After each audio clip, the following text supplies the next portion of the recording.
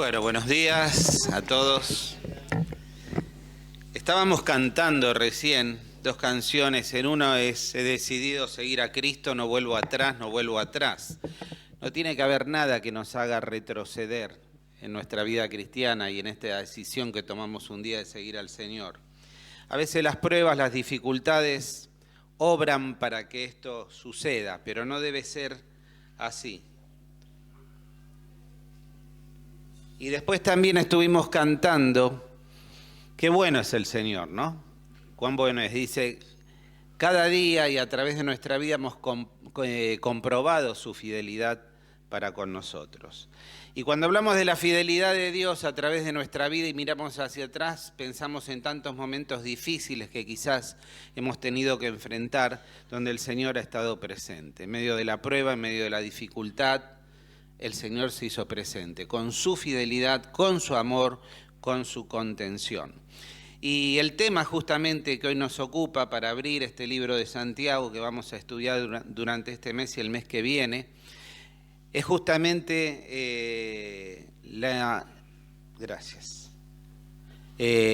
sobre seguir a Cristo en medio de las pruebas. Y vamos a ver en el capítulo 1, yo les escribí allí, hice un mix de versiones. Hice un mix de versiones para tratar de aclarar un poco el texto y los pasajes. Como verán, hay algunos versículos de Reina Valera, otros de NTV y otros de NBI. Y alguna traducción mía también por ahí, apócrifa, pero... Dice así el libro de Santiago en el capítulo 1, leemos en este mix de versiones. Yo, Santiago, esclavo de Dios y del Señor Jesucristo, escribo esta carta a las 12 tribus. Los creyentes judíos que están dispersos por el mundo reciban mis saludos, dice Jacobo o Santiago. Hermanos míos, amados hermanos, considérense gozosos cuando tengan que enfrentarse con diversas pruebas, sabiendo que la prueba de vuestra fe produce paciencia. Y ahí yo puse constancia, perseverancia. Podemos encontrar en diferentes versiones esta palabra traducida de esta forma, como paciencia, como constancia, como perseverancia. Así que dejen que crezca la paciencia, la constancia, la perseverancia, pues una vez que su constancia se haya desarrollado plenamente, serán perfectos y completos y no les faltará nada. Si necesitan sabiduría, pídansela a nuestro generoso Dios, y Él se la dará, no los reprenderá por pedirla. Cuando se la pidan, pidan con fe. Asegúrense de que su fe sea solamente en Dios. Y no duden, porque una persona que duda tiene la lealtad dividida. Otras versiones nos hablan de doble ánimo. Y es tan inestable como una ola del mar que el viento arrastra y empuja de un lado al otro. Esas personas no deberían esperar nada del Señor. Su lealtad está dividida entre Dios y el mundo y son inestables en todo lo que hacen. Vamos a ver hoy tres aspectos muy simples que podemos ver a simple lectura que plantea el pasaje. En primer lugar, la necesidad de las pruebas. En segundo lugar, la necesidad de la sabiduría para enfrentar las pruebas. Y en tercer lugar, la necesidad de la fe. Y vamos a ir recorriendo un poco estos conceptos. Ahora, cuando hablamos de la palabra prueba, es muy interesante definir a qué nos estamos refiriendo. Las traducciones bíblicas, la palabra que es traducida como prueba también a veces se traduce como tentación. La pueden ver en ambas. Sería la traducción correcta la prueba tentación. Y tenemos que entender que la prueba es algo que viene de Dios, es permitido por Dios y tiene como propósito nuestro crecimiento espiritual, nuestra madurez, el asemejarnos al carácter de Cristo, trabajar en nuestra vida a través de la prueba para que la fe haga su obra completa en nosotros y el Espíritu Santo trabaje a través de la prueba y podamos crecer espiritualmente. En cambio, la tentación es algo que nos dice más adelante Santiago, no viene de Dios. La tentación es producida por nosotros mismos, de nuestra concupiscencia. Qué palabra, ¿no? Ya la aclarará el hermano que tenga que predicar ese pasaje. pero de nuestro interior sale esa inclinación por hacer el mal. Lógicamente en todo esto el enemigo nos da una mano, ¿no? Pero evidentemente la tentación es algo, y el pecado que produce cuando caemos en la tentación no es culpa de Dios. Porque dice más adelante que Dios no tienta a nadie. Prueba sí, tienta no. Nosotros somos atraídos, tentados y seducidos por nuestra misma naturaleza pecaminosa. Y dice más adelante, esto da luz el pecado. Entonces, definiendo un poco estos conceptos que son tan importantes de prueba y tentación, yo quisiera hablar fundamentalmente de la prueba. Y quiero ser práctico y claro en este día. Y cuando pensamos en prueba, lo primero que pensamos es en lo que es una prueba. Prueba de manejo, prueba de una competencia deportiva, prueba en la escuela. Muchas veces yo me acuerdo me acuerdo y lo hago yo también, como profesor. El famoso saquen una hoja. Yo no digo saquen una hoja. Es muy bueno cuando uno presenta a veces las materias que tiene que dictar y ve el entusiasmo de los alumnos cuando llegan. Oh, vamos a hablar esto, del otro. Pero cuando llega requisitos para aprobar la materia, ahí se les cambia la cara. Tengo que leer, tengo que preparar un trabajo, tengo una prueba. Es que es necesario la prueba. Y Dios nos dice que necesitamos pasar por las pruebas. Cuando un docente somete a los alumnos a una prueba, no es que sea despiadado. Cuando dice saquen una hoja sorpresivamente, se miran entre ellos. Yo me acuerdo cuando estaba en la secundaria y decían saquen una hoja y decíamos esta no la vimos venir. Y nos miramos entre todos y decimos chau, no estudié, no sé, ¿qué nos pueda venir? Y a veces en la vida cristiana es así, no estamos preparados, no la vemos venir y aparece una prueba. Y Dios dice, sacá la hoja. Y vos decís, Señor, no la esperaba, no la vi venir, sacá la hoja, te quiero evaluar. Pero otras veces también la prueba no es solo con ese sentido de sacar la hoja, a veces las pruebas son programadas. Y el propósito final del docente cuando toma una prueba es fijar los conocimientos personales, por lo menos trato de hacerlo yo cuando tomo un examen. Me fijo de lo que hemos visto en la materia y tratar de fijar a través de una prueba, hacerlos estudiar, las consideraciones fundamentales que yo quiero que les quede bien grabadas, bien claras. También es ver cómo está el alumno en su desarrollo y en su proceso de enseñanza y aprendizaje. Es una forma de evaluar y ver, bueno, cómo está, cómo va aprendiendo, cómo va creciendo en sus conocimientos. Y también ayudar a que esos conocimientos puedan ser aplicados a situaciones reales. Cuando nosotros aprendemos de matemática, las pruebas de matemática son ejercicios, y en los ejercicios se aplica pura y exclusivamente a aquellas cosas teóricas que se han aprendido, para ver cómo en una situación, ante un problema matemático puedo resolverlo. Bueno, esto llevado a la vida espiritual es lo mismo. Y muchas veces nos llevamos sorpresas. A mí me pasa, y hablo más como profesor que como alumno porque lo tengo más cerca. Ya de alumno ya ni me acuerdo cuando era alumno. Pero a veces uno dice, la tiene clara, la prueba, la va a probar, la va a pasar. Son intuiciones que uno tiene. Y no va a invocar una pregunta. Y a veces nos llevamos sorpresas. Y el que pensamos que iba a dar una prueba excelente, fracasa. Y el que pensamos que decimos va a fracasar, aprueba.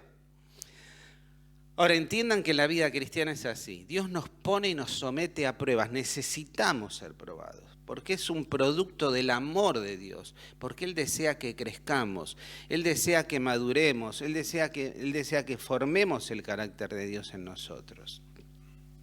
Y la prueba nos lleva ¿a qué? A fijar conocimientos, a ver dónde estamos parados, pero también a poder pasar de grado, poder pasar de nivel. Y lo que Dios quiere es que nosotros en la escuela de Dios permanentemente pasemos de grado. Ahora, no vas a poder pasar de grado si primero no aprobás el grado anterior. Y para eso están las pruebas. Y Dios te permite pasar por infinidad de pruebas con un propósito. que vos crezcas, que vos avances, que no sigas siendo un niño, sino que madures en la fe, que madures en la fe. Hay algunos aspectos sobre esto de necesitamos de las pruebas que yo quisiera resaltar. En primer lugar, necesitamos las pruebas porque dice aquí, para experimentar el gozo, para ver verdaderamente siento gozo ante las circunstancias diversas de la vida. Ante las circunstancias, dice, considérense gozosos cuando tengan que enfrentarse con diversas pruebas. Es muy interesante esta palabra diversas pruebas, porque cuando habla de diversas, dice, siéntanse gozosos cuando tengan que enfrentarse a la prueba. ¿Dice eso? No, dice diversas.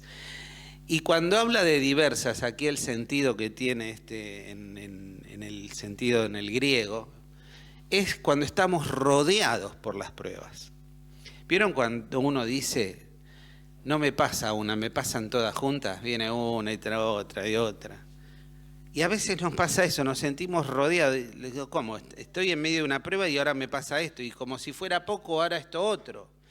Y las pruebas, las diversas pruebas, nos rodean.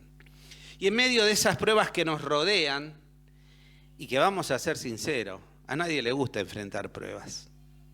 Y cuando Dios te prueba, son pruebas difíciles. Recuerden el caso de Job, no fue nada fácil. Terminó la familia aniquilada. No es fácil. Y Dios lo probó. Y Dios lo probó y ante la intensidad de la prueba dice que Job en el capítulo 2, en lugar de quejarse, de rebelarse, de decir por qué, para qué, dice que se humilló y adoró. Adoró. Reconoció la soberanía de Dios sobre la prueba. Ahora, él era consciente que todo eso que le sucedía venía de Dios. Y en nuestras vidas pasa lo mismo. Ahora, cuando estamos enfrentando la prueba, ¿tenemos gozo?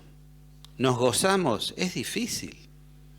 Ahora, quisiera leerles acá en 1 Pedro, capítulo 1, verso 6, es excelente lo que nos dice el apóstol Pedro. Y dice así, en 1 de Pedro 1:6, en lo cual os alegráis, está hablando de las pruebas, ¿no?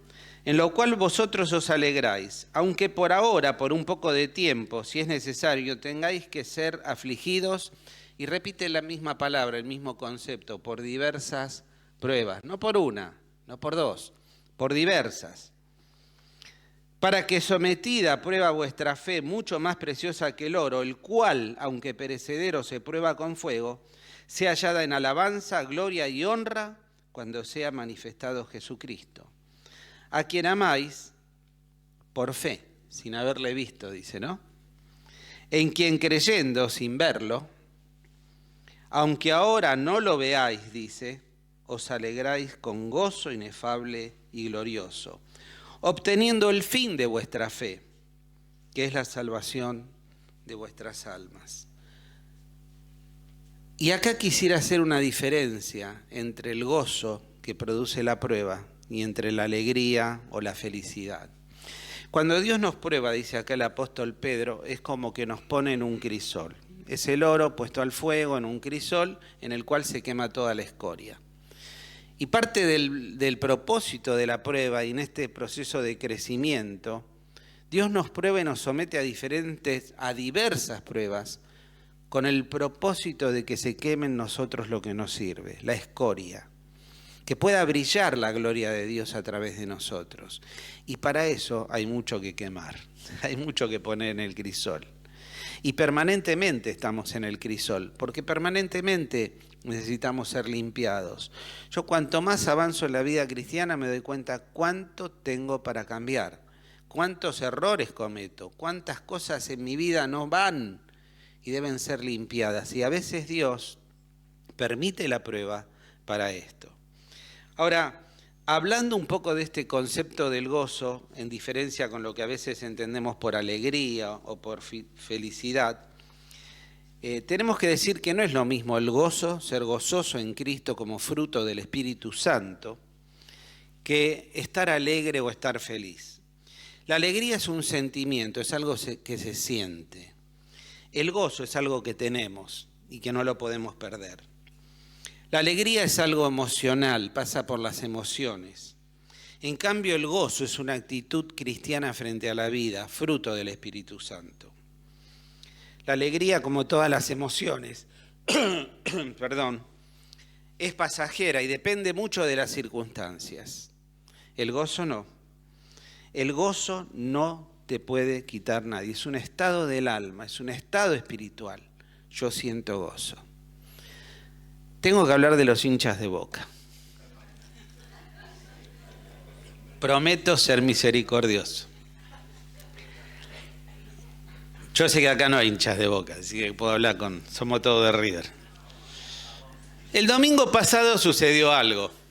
El más grande venció al más... No vamos a... Quédense, no se vayan. El domingo pasado había mucha gente triste, digamos, porque ganó River y perdió Boca. Yo trabajo con mi compañero de trabajo, es un hincha de Boca, no digo fanático, pero entusiasta. Lo llamé y le digo, ¿vas a venir a trabajar el lunes a la mañana? Porque digo, capaz que le duraba. Ahora, el lunes nosotros no hablamos de fútbol, tanto cuando gana Boca como cuando gana River. Pacto de no agresión. El lunes a la mañana yo le veía la cara. No le quise preguntar qué pasó el domingo, si había algún partido de fútbol.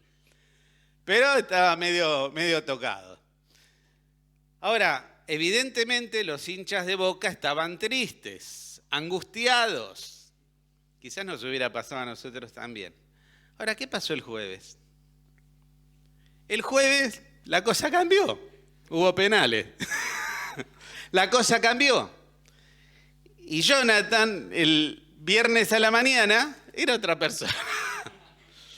El partido chico había quedado atrás, decían, esto es lo que vale. Ahora, esa alegría, felicidad, es una emoción cambiante.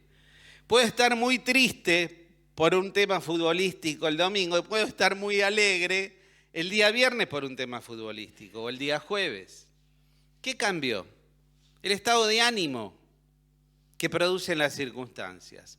Ahora, el gozo es muy distinto, porque el gozo es un estado que no lo cambia la circunstancia que puedas estar pasando. Sea triste, sea angustiosa o sea feliz. Una definición que quisiera compartir con ustedes de qué es el gozo bíblico es la siguiente. El gozo bíblico es un estado de ánimo profundo y duradero que proviene de una relación íntima con Dios. Es fruto del Espíritu Santo. Es una forma de experimentar su amor y su presencia en nuestra vida. Es una fuente inagotable de alegría y de esperanza. Incluso en los momentos más difíciles podemos sentir gozo.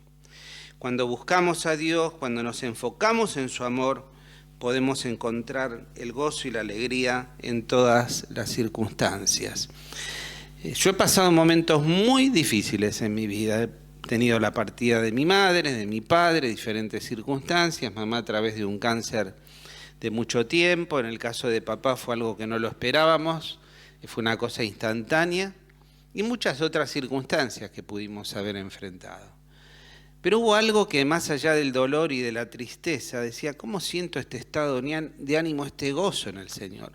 Porque estar gozándome en el Señor no quiere decir que estoy feliz o alegre de lo que me está pasando, sino que el estado de gozo es un reconocimiento interior que produce paz, de saber que nada escapa de la soberanía de Dios, que Dios está mirando lo que está pasando, muchas veces lo está permitiendo y me está acompañando.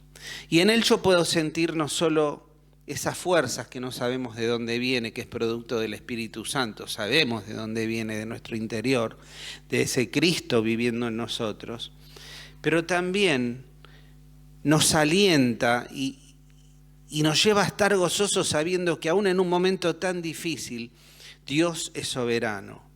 Jesucristo es el Señor y no escapa nada de lo que estoy viviendo a la soberanía de Dios. Como dice el apóstol, junto con la prueba nos da la salida. A veces nos parece que no vemos la luz al final del túnel, pero sí, la luz está. Y en medio de la oscuridad vemos que empieza a vislumbrarse la luz de la salida. Dios es maravilloso. Dios nos ayuda y nos prueba, y también en medio de la prueba y de la dificultad nos da su asistencia, nos da su poder, su ayuda, está con nosotros, no nos deja solos. Pero también podemos tener ese gozo y sentirte gozoso de saber de que Dios está, que Dios es bueno, que Dios es fiel, que Dios es omnipotente, tiene el poder para cambiar cualquier situación. No hay nada que escape de su conocimiento, ni de su soberanía, ni de su poder. En segundo lugar, dice que necesitamos ser probados para ser perfectos y cabales. Cuando habla aquí de perfección, dice, así que dejen que crezca, pues una vez que la constancia, la paciencia, se haya desarrollado plenamente, serán perfectos y completos y nada le faltará. Este concepto de la prueba nos lleva, dice Santiago, que también es llamado apóstol en un lugar en la Biblia. Santiago nos lleva a este concepto tan importante. Tenemos que ser pacientes. Y en la escuela de la prueba aprendemos la constancia, la perseverancia y la paciencia. ¿Por qué? Porque a veces la respuesta no llega en su momento. A veces la prueba parece que fuera interminable. Y muchas veces cuando está acompañada de dolor, de enfermedad, y el fin es la partida a la presencia de Dios, se va agudizando la prueba. Pero también se va conformando más el carácter de Cristo en la persona. ¿Por qué? Porque pretende que seamos perfectos, cabales. Esto significa, este concepto de perfección tiene 3 acepciones en la Biblia.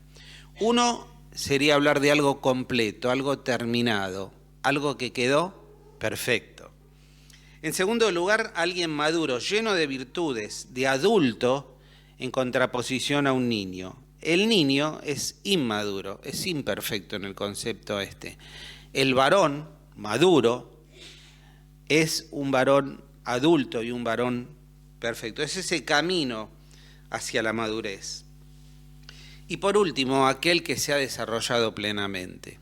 Ahora, todo este propósito tiene la prueba. Ayudarnos a crecer, ayudarnos a madurar, ayudarnos a sentirnos que tenemos todo lo necesario como para poder crecer y enfrentar la vida.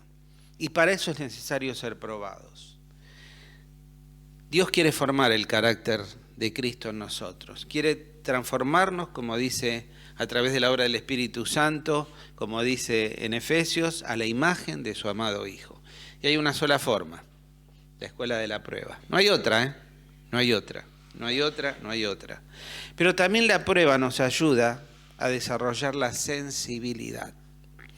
Cuando somos probados y pasamos por dificultades adversas, por sufrimiento, por angustia, empieza a desarrollarse en nosotros la sensibilidad y la misericordia.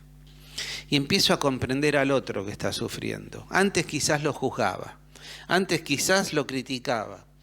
Ahora digo no, ahora lo entiendo. Y Dios me da a través de la prueba esa capacidad de ponerme al lado del que está sufriendo y decir, mira, yo te entiendo, porque yo pasé lo mismo. Y las pruebas y dificultades de los demás no pasan desapercibidas ante nosotros, porque hemos sido probados, porque sabemos lo que es sufrir, sabemos lo que es estar bajo el fuego de la prueba. Y despierta en mí la misericordia y la sensibilidad. Me torno sensible ante el sufrimiento de los demás. Me genera una empatía con los demás. Dice que todo esto, cuando pasamos en esta necesidad de la prueba, muchas veces nos genera desconcierto. Nos genera que no vemos la salida.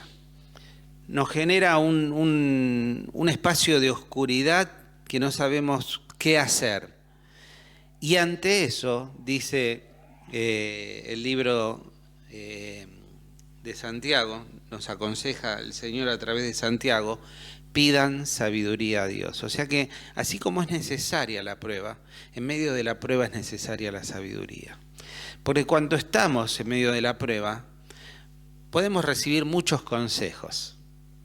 Podemos tener consejos de las personas más queridas, mejor intencionadas, pero en el fondo lo que necesitamos es el consejo de Dios. Dice, si a alguien le falta sabiduría, ¿a quién se la vas a pedir? Pedísela a Dios. Dios te metió en eso. Dios permitió la prueba. Dios te va a ayudar. Pero dice, no la pidas sino más, pídala porque Dios es un Dios generoso. No solo te la va a dar, sino que te la va a dar mucho más de lo que necesitas. Y no te va a reprochar por pedírsela. Al contrario, va a estar contento porque en medio de la prueba Dios quiere que le diga, Señor, ¿qué decisión tomo?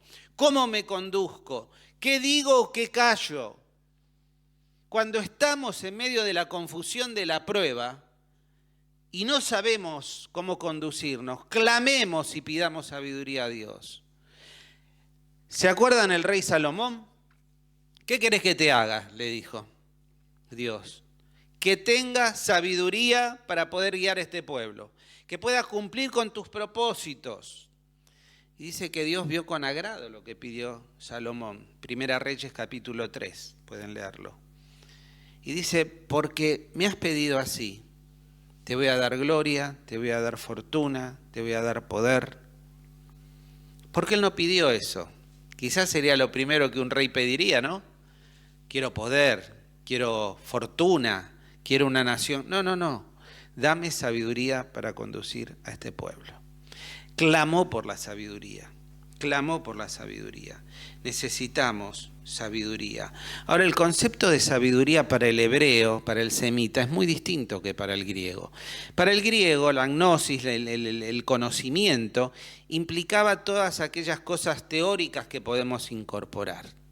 Conocer acerca de algo. Avanzar y crecer en nuestros conocimientos. Para el judío era algo práctico. Dice que el principio de la sabiduría, nos dice Salomón, es el temor de Jehová. O sea, en otras palabras, la sabiduría se transforma en algo práctico. La sabiduría se transforma en una conducta de vida a través de la cual honro a Dios, adoro a Dios con mi vida, temo a Dios con mis acciones. Soy reverente, me doy cuenta de quién es Él y de quién soy yo. Ahora, esto es importante porque es pasar del conocimiento de lo teórico a lo práctico. Ese es el concepto hebreo. El concepto griego era más llevado a lo teórico. Ahora, cuando dice que necesitamos sabiduría, Jacobo o Santiago era un maestro judío y él sabía a qué se estaba refiriendo. Estaba clamando, Señor, dame sabiduría. Y la sabiduría la tengo en este libro, en la palabra de Dios.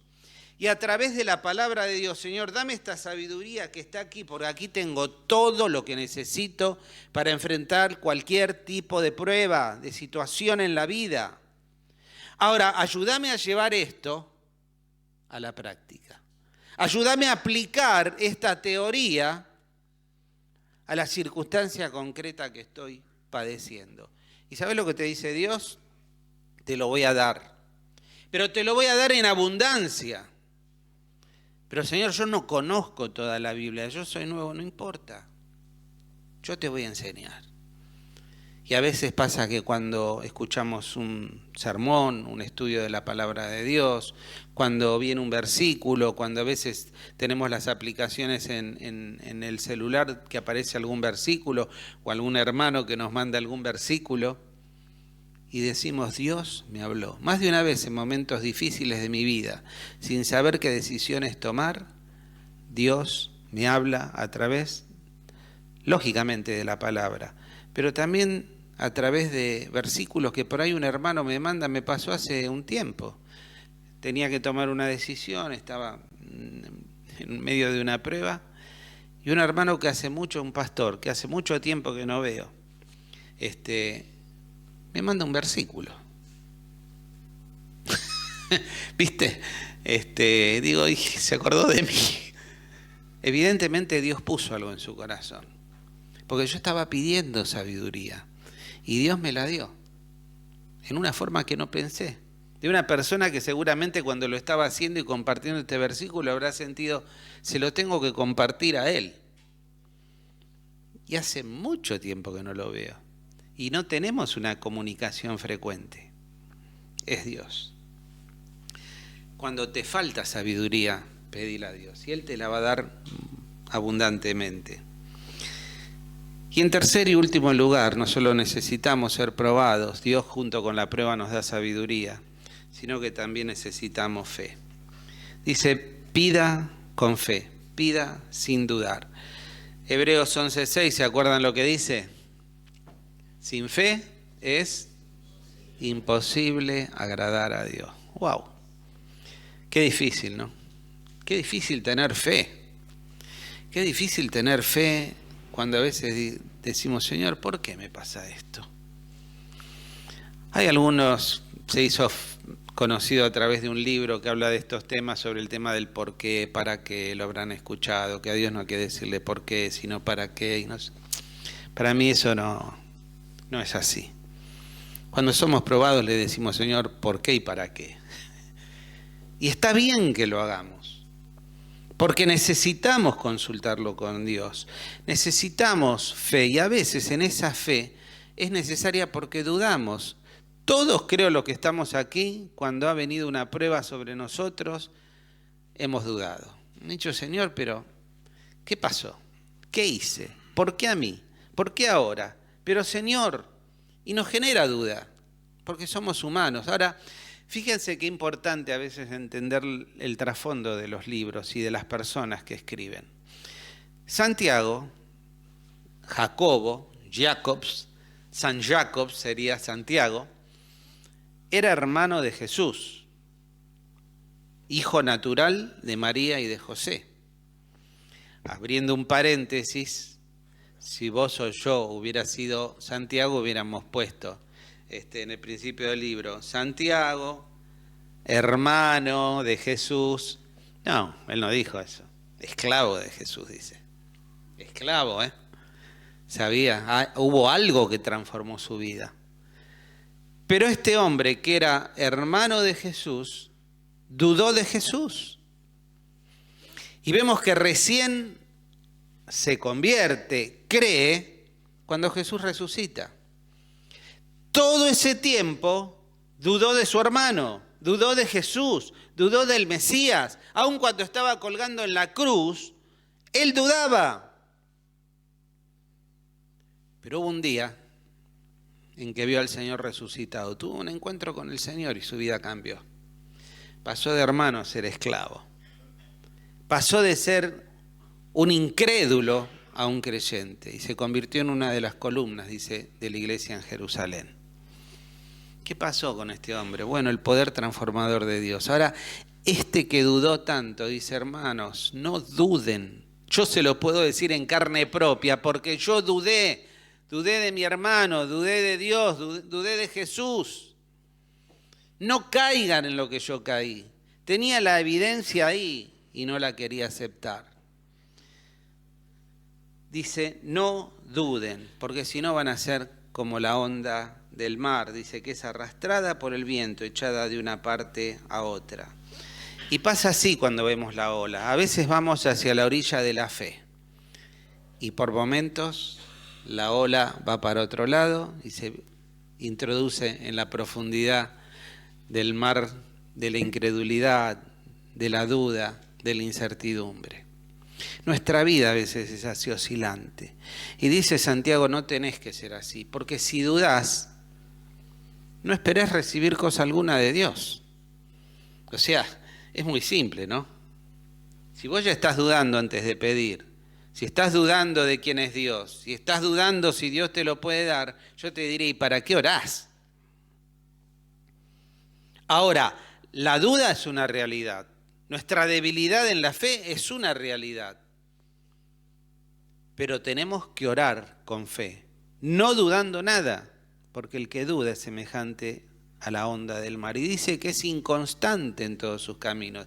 Y como dice allí esta versión que me gustó, tiene el alma dividida, tiene la lealtad dividida. Porque por un lado en mi duda estoy orando a Dios y por el otro lado estoy pensando cómo puedo por mis medios solucionar el problema. Por un lado estoy pidiéndole a Dios que obre y por el otro lado estoy pensando, bueno, y si lo que hace no me convence o será lo que yo espero.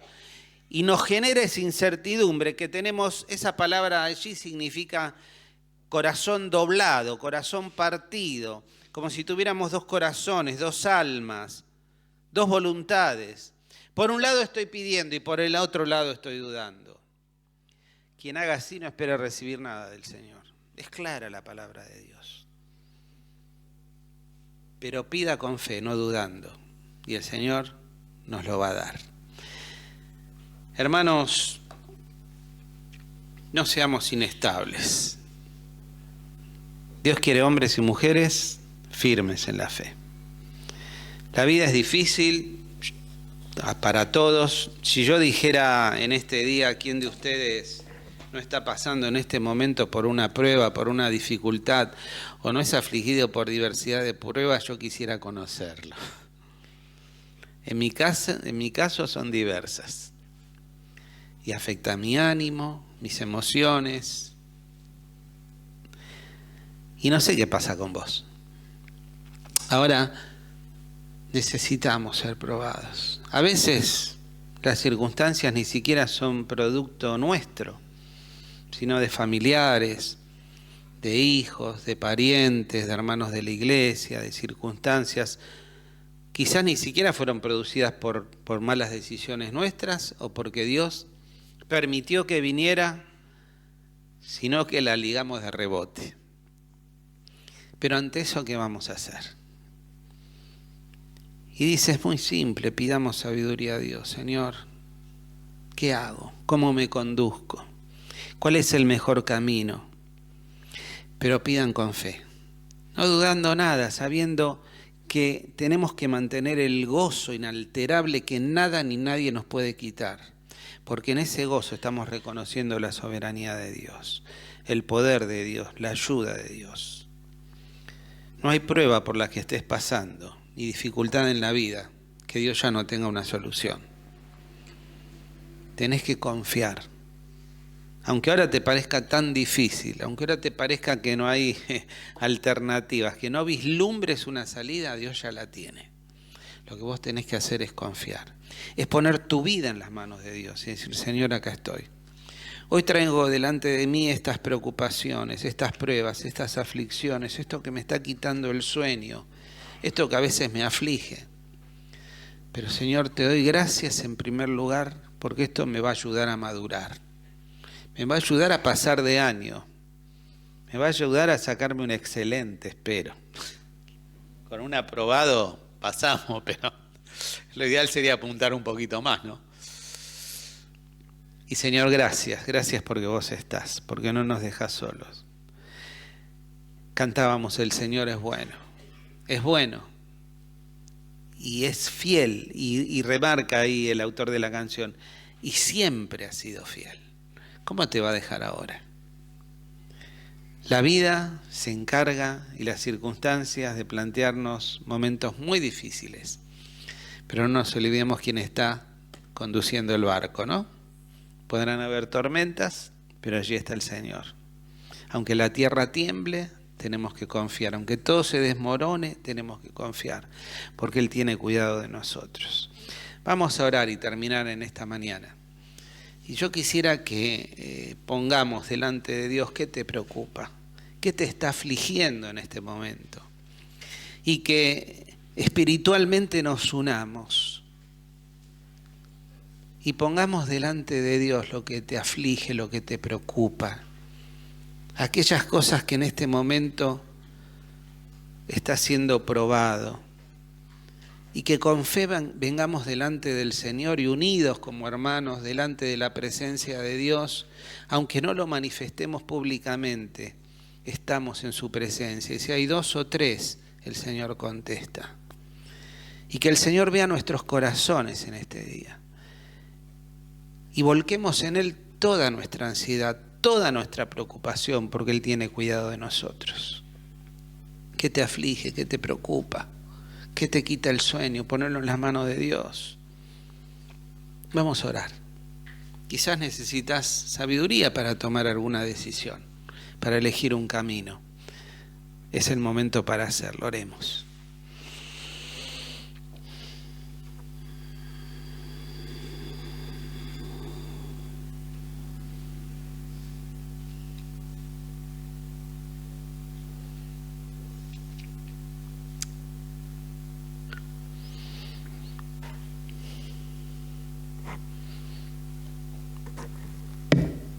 Señor, cantábamos que vos sos todo, todo, todo para mí, que no hay nada fuera de ti, Señor. Y vos conocés íntimamente nuestros corazones, sabés qué nos está afligiendo en este momento, qué nos duele. Quizás hay heridas que tengamos que sanar, Señor. Quizás hay pruebas de diferente tipo, quizás ni siquiera causadas por nosotros, sino por otros. Y eso nos aflige, nos preocupa. Señor, te pedimos sabiduría, sabiduría para conducirnos.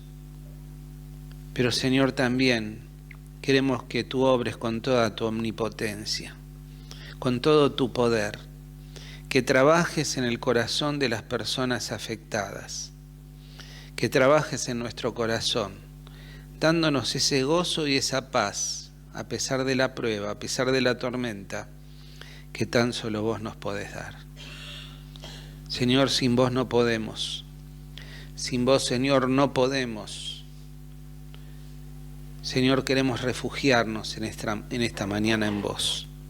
Queremos correr a tus brazos, reconociendo nuestra debilidad, reconociendo nuestra impotencia, reconociendo nuestra condición de pecadores.